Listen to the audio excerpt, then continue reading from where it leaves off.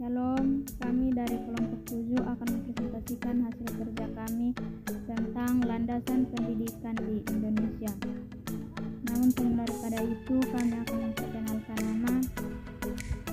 Yang pertama, saya sendiri atas nama Armilda Junior Dikase, NIM 1.0.2.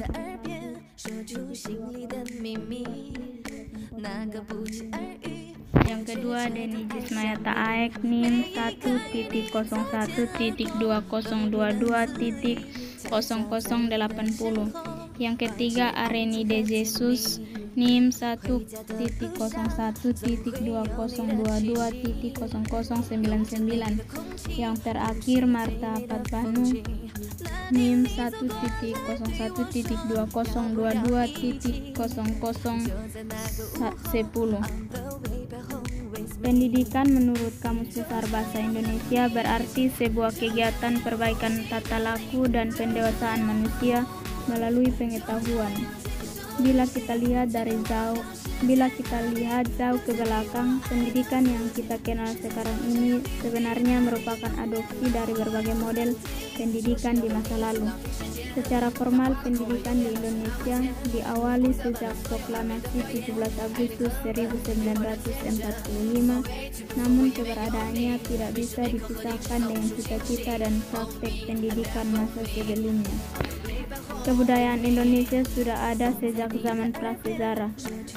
Isi kebudayaan disampaikan oleh orang tua secara langsung kepada anak-anak. Anak-anak banyak meniru apa yang dilakukan oleh orang tuanya, baik dalam kepercayaan, agama, pewarisan hidup ekonomi, maupun keterampilan-keterampilan yang lain. Budaya tulis pertama kali dibawa oleh orang Hindu yang disebut Turuk Pallawa. Bersamaan dengan perkembangan peradaban Hindu di Jawa, berkembang pula peradaban Buddha di Sumatera. Pendidikan zaman Hindu dikenal dengan periode klasik. Kemudian berkembang lagi agama yang dibawa oleh para pedagang dan pendatang dari Timur Tengah, yaitu Islam, yang metode pendidikannya melalui kegiatan keagamaan dan lain sebagainya. Dan yang terakhir adalah datangnya para penjajah barat.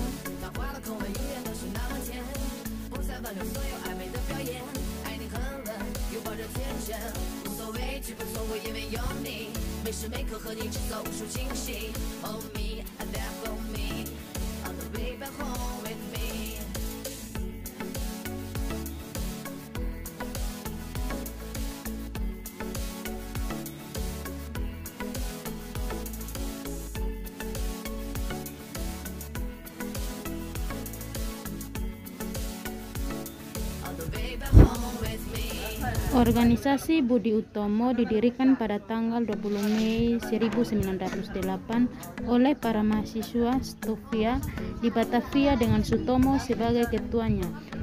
Terbentuknya organisasi tersebut atas ide Wardini Soedarsono yang sebelumnya telah berkeliling Jawa untuk menawarkan idenya membentuk Studi Fonds.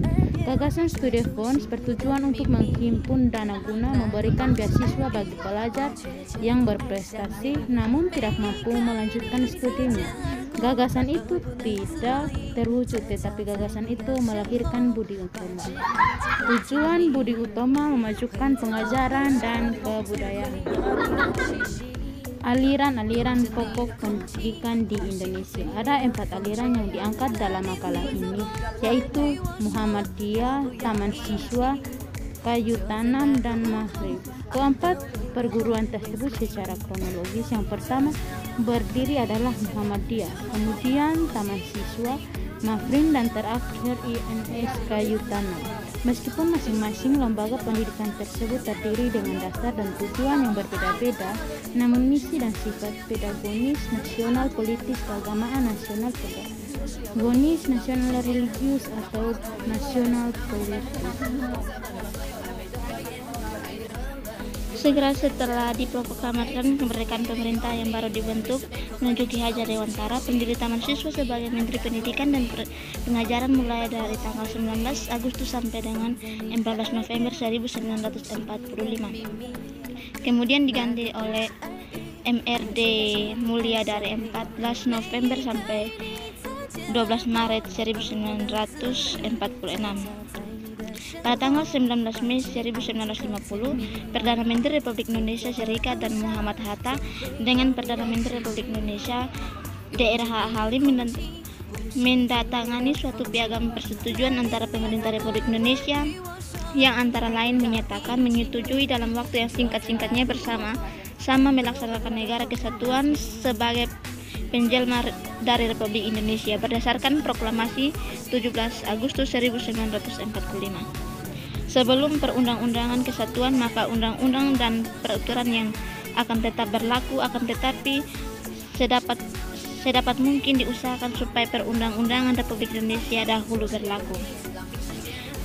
Menyetujui pembentukan panitia yang bertugas menyelenggarakan segala pertunjukan untuk menyelesaikan keseluruhan diberikan lambang dalam waktu yang sesingkat-singkatnya. Pendidikan menengah umum. Agenda penting SMU adalah peningkatan daya tampung yang sejalan dengan peningkatan mutu dan efektivitas program pendidikan di SMU. Upaya yang dilakukan untuk mengatasi masalah ledakan lulusan SLTP yang melanjutkan ke SMU adalah dengan membangun unit gedung baru dan pembangunan ruang kelas baru.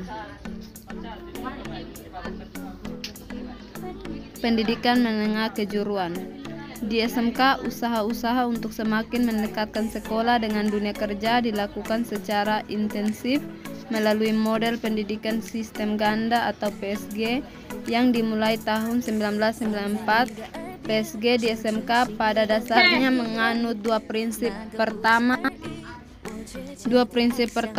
program pendidikan kejuruan di SMK merupakan program bersama antara SMK dengan industri. Kedua, program pendidikan kejuruan di SMK dilaksanakan di dua tempat, yaitu sebagian di sekolah untuk teori dan praktek dasar dan sebagian lainnya di industri untuk praktek keterampilan industri.